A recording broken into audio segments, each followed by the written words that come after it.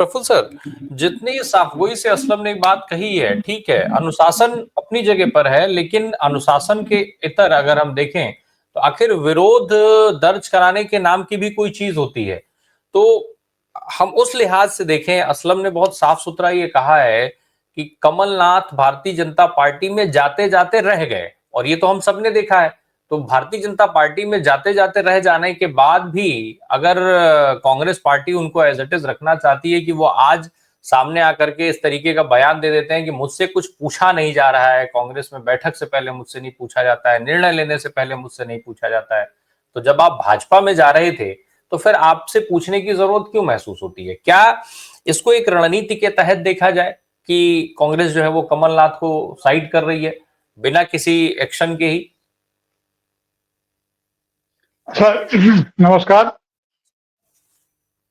देखिए, कमलनाथ जी ने जो बयान दिया है, और कांग्रेस में इस तरह के बयान लोग देते रहते हैं, उसका कारण है आज कांग्रेस को हम भारतीय जनता पार्टी की तुलना में रख करके देखने, समझने, परखने की कोशिश करते हैं। भारतीय जनता पार्टी एक कैडर बेस्ड पार्टी है। वहां अनुशासन का मतलब दूसरा होता है, और कांग्रेस जैसी खुली पार्टी में अनुशासन का मतलब दूसरा होता है। अब इसमें इसमें स्लीपर सेल सीधे कह देना मुझे नहीं लगता है कि वो कोई उचित बात है।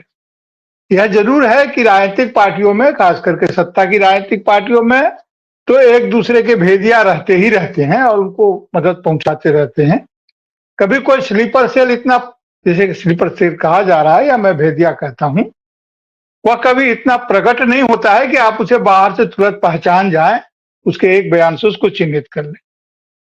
आरोप लगाने वाले तो कांग्रेस को ही बीजेपी का बी टीम कह बैठते हैं। दिल्ली चुनाव में आपने सुना होगा। तो अगर बीजेपी से मिल जाए तो आम आदमी पार्टी की क्या स्थिति रहेगी, आज दूसरों की क्या स्थिति रहेगी। ये सारी बातें ऐसी नहीं है कि इनसे कोई असर पड़ेगा। कमलनाथ जी का भी अपना एक इतिहास रहा है। उन्होंने ऐसा कहा है तो उस बयान में अपना दर्द दिया है। यह ठीक है कि उनका अपना कारोबार है, मध्य प्रदेश में उनकी अपनी प्राथमिकता है, जीत और हार की उनकी अपनी समझ है, वह सब कुछ सही है। कांग्रेस में इन दिनों देखा होगा कि शायद ही किसी को पार्टी से निकाला जाता है, और क्या निकालेगा, सत्ता है नहीं। तो जब सत्ता नहीं है, आप कमजोर हैं, तो आपके मन में संदेह का वातावरण भरने के लिए भी इस तरह का बयान दिया जाता है। अभी जैसा हमारे साथी ने कहा कि इस तरह से असलम शेर खान खुद एक अच्छे खिलाड़ी हैं, लेकिन खुद स्लीपर सेल जैसा प्रभाव पैदा कर रहे हैं, उनके बयानों से पैदा हो रहा है। तो यह संदेह का वातावरण बना हुआ है, यह बनाने की कोशिश की जाती है। ऐसा नहीं है बिल्कुल, और न इससे कोई बहुत बड़ा असर पड़ेगा।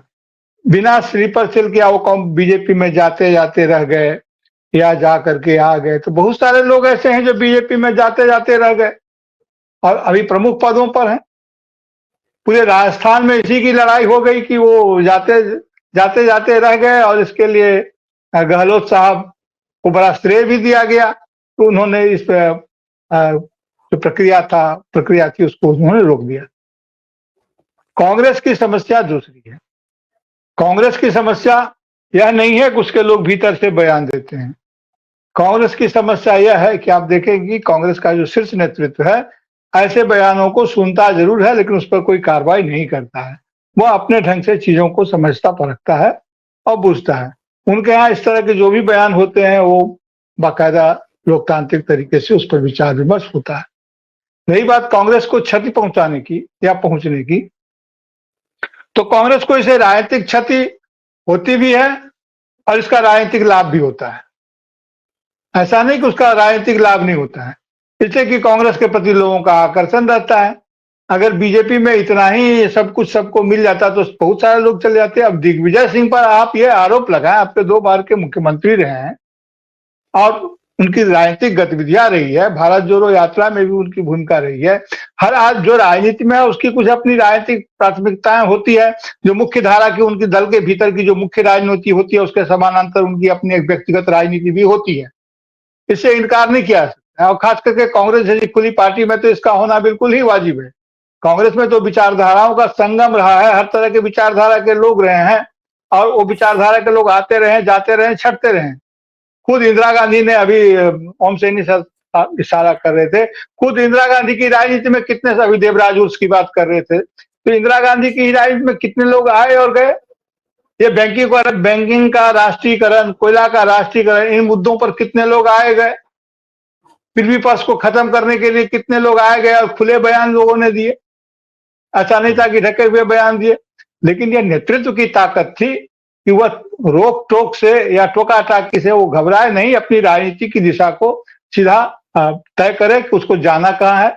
इस समय स्थिति यह है कि जो वैश्विक परिस्थिति है और जो भारतीय जनता पार्टी ने जिस तरह की राजनीतिक परिस्थिति अंदरूनी मामलों में पैदा कर दी है, जो बांट दिया। आज तक 25 जनवरी है, आज मतदाता दिवस है, और कल 26 जनवरी है हमारा गणतंत्र दिवस।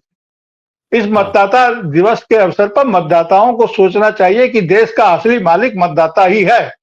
उसे गंभीरता से सोचना चाहिए, कौन क्या बयान दे रहा है नहीं दे रहा है इस पर तो ठीक है, उनकी कार्रवाई को देखनी चाहिए। कल हमारा गणतंत्र दिवस है, और उस गणतंत्र की रक्षा के लिए मतदाताओं को नए सिरे से कमर कसना चाहिए। और इस गणतंत्र दिवस को मनाने में, इसको लाने में और संविधान के संदर्भ में ये चर्चा है। कमलनाथ की अपनी पीड़ा है, अपना दर्द है। असलम शेर साहब ने इसे जरूरत से ज्यादा जोर दे करके कहा है। सर प्रोफेसर, ये जो पूरी परिस्थिति है, सर्जरी जरूरी है, ये सब मान रहे हैं, कांग्रेस पार्टी का नेतृत्व भी मानता है, स्टेज से, भाई मंच से राहुल गांधी कह चुके हैं, खड़गे को उन्होंने संदेश दिया था कि बिल्कुल आप कड़े फैसले लीजिए, लेकिन लिए नहीं जाते हैं। कब लिए जाएंगे? चाहने से क्या चीजें चलती रहेंगी? बाकी ये सब तो उदाहरण है। दिग्विजय सिंह का ठीक है कि योगदान बहुत अच्छा रहा हो सकता है, कमलनाथ जी ने बहुत अच्छा चलाया है, लेकिन आज क्या कर रहे हैं? दिग्विजय सिंह साहब के बोलने से कांग्रेस का नुकसान हुआ, मणिशंकर अय्यर साहब के बोलने से कांग्रेस का नुकसान हुआ। नुकसान तो हुआ है ना, इन्होंने डेंट तो दिया है, तो सवाल तो उठना ही चाहिए। ऐसा है सर कि हर समय में पार्टी अपने लोगों पर इस तरह से अनुशासन की कार्रवाई नहीं कर सकती है, क्योंकि उसको अपनी परीक्षा निरीक्षा तो करनी ही पड़ती है। लेकिन असलम शेर खान ने एक बड़ी गहरी बात कह दी है, जैसा कि आपने अभी कहा, मैंने ध्यान नहीं दिया था, आपके कहने पर ध्यान गया, कि भाजपा का मुख्यमंत्री मंजूर है, लेकिन अपने दल में एससी, एसटी, ओबीसी का नेतृत्व मंजूर नहीं है। यह एक बहुत बड़ी बात है। और यह तो मानिएगा कि सवर्ण चेतना इतनी समझदार जरूर है कि अपने सवर्ण हित के लिए विभिन्न पार्टियों के विभिन्न नेताओं को भीतर भीतर एक साथ वो कर लेते हैं, उनकी समझ आपस में विकसित हो जाती है। यही अभी कहा भी जा रहा है कि जो कम से कम आरक्षित सीट पर जो लोग हैं, एससी, एसटी और के लोग हैं, उनको मुखर होना चाहिए ऐसे मुद्दों पर, लेकिन वे अपने दलीय अनुशासन के नाम पर मुखर नहीं हो पाते हैं, नहीं बात कह पाते हैं। लोकतंत्र के विरुद्ध जो नीतियां अपनाती है शासक दल, जिसमें वो शामिल है, वहां भी वो मुंह खोल नहीं पाते। हमें कैसा समाज चाहिए, हमें कैसा दल चाहिए जो मुंह खोले और कहे और उन बातों को रखे। कांग्रेस के पास सबसे बड़ा हथियार होता है उपेक्षा का। आखिर इनको निकाला नहीं गया, गुलाम नबी आजाद को तो निकाला नहीं गया था, वे खुद गए। ज्योतिराज सिंधिया को निकाला नहीं गया, वे खुद गए, और गए कांग्रेस की उपेक्षा का भाव लेकर। हेमंत बिश्व शर्मा को निकाला नहीं गया, वे खुद गए। जब उन्होंने देखा कि पता नहीं क्या है, कुछ कुत्ते को बिस्कुट खिला रहे थे, उनकी बात पर ध्यान नहीं दे रहे। वो गए किस लिए थे? वो गए थे इसलिए कि उन पर जो भ्रष्टाचार का आरोप लगा हुआ था और उसकी जो जांच पड़ताल चल रही थी, तो उसके लिए कोई सुराह निकालने के लिए गए। और राहुल गांधी ने ढंग से उसको सुना, उसको उतना ही तवज्जो दिया। तो कांग्रेस के पास जो सबसे बड़ा हथियार है वह उपेक्षा का है। आज कमलनाथ की सांगठनिक हैसियत क्या है? आप अगर उनको निकाल भी देंगे, यार है वो आदमी दर्द से कह रहा है, मुझसे पूछा नहीं जा रहा है, ये तो उनकी हैसियत है। रही बात मतदाताओं की, कि मतदाता कमलनाथ का मतदाताओं पर या किसी भी नेता का मतदाताओं पर इतनी पकड़ नहीं होती है कि वह सबको एक साथ हाँक ले। हाँ, कुछ ऐसी परिस्थितियां जरूर होती हैं जिसमें ऐसा कुछ घट जाता है। वोट प्रतिशत पे तो बहुत का अंतर नहीं हुआ था, नतीजों में अंतर जरूर हो गया था। एक और हम ईवीएम के खेला की भी बात करते हैं, एक और हम यह भी बात करते हैं कि लेवल प्लेइंग फील्ड नहीं है। तो मतदान का और उसके नतीजों के बहुत सारे कारक होते हैं। सांगठनिक रूप से उनकी जो स्थिति है वह धीरे-धीरे उनके उम्र के हिसाब से उनकी सेवा समाप्त हो चुकी है कांग्रेस के लिए। और जैसा कि नया नेतृत्व उभर रहा है, नया नेतृत्व हाँ, अपने ढंग से काम करेगा और वो आएगा, हमें बेसी चिंता करने की जरूरत नहीं है। वो जो रास्ता है, वो रास्ता कांग्रेस पार्टी निकाल पाएगी। हमारी चिंता ये है, इस देश में लोकतंत्र की रक्षा करने के लिए कौन खड़ा होगा। आज भी भारतीय जनता पार्टी की सरकार इन तमाम विपरीत परिस्थितियों में किसके सहारे चल रही है? जिनके पास सामाजिक समाजवाद के आंदोलन की विरासत है, उन्हीं के साथ चल रही है। एनटी रामाराव को कांग्रेस में थे नहीं, कहाँ चंद्रबाबू नायडू कांग्रेस में थे। टी अंजैया का अपमान राजीव गांधी के जमाने में हुआ तो आंध्र प्रदेश के की अस्मिता की बात उठा करके उन्होंने राजनीति शुरू की और बाद में चंद्रबाबू नायडू उनसे जुड़ गए। तो इस तरह हाँ। से कांग्रेस में तो आते जाते लोग रहते हैं।